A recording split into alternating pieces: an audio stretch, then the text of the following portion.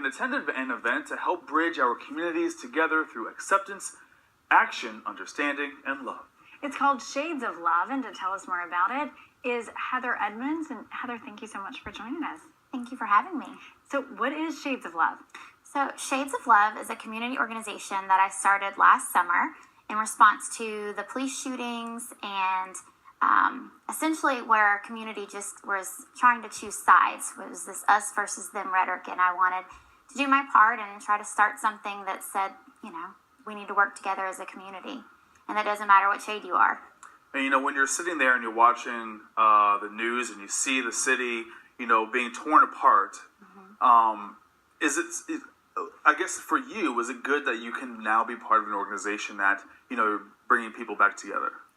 For sure. My husband's African American, and we have strong ties with our law enforcement and our city, and I wanted a way to not have to feel, or my husband have to feel like we're having to pick sides, and just a way to teach people that there is a way to work together. You just have to be willing to have those hard conversations and work through it. So. I'm sorry, what are some of the events that you're doing? You have something coming up today, right? Right. So this afternoon at Snuppy Creek Park from 4 to 8, as well as tomorrow afternoon from 4 to 8. It is our second annual Shades of Love event.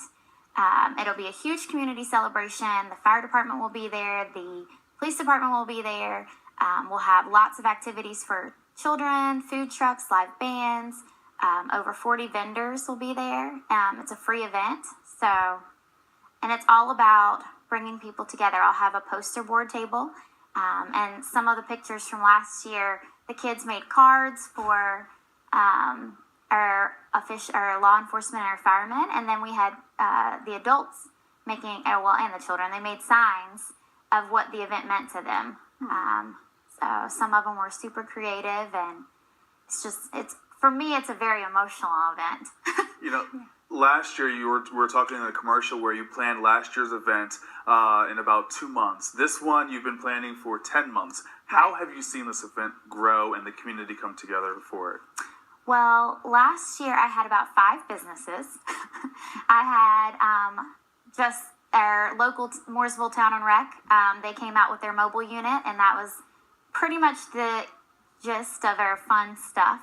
And that was it. And I took pictures, and we still had about 200 people come out between the 2 days. So it was still very successful. This year, there's a huge difference. And I think from when I did the Feed a Fireman program for Christmas, and then when I adopted Walter G. Byers Elementary in February, through the shoe drive and through various projects within the organization, the community's kind of like, oh, okay.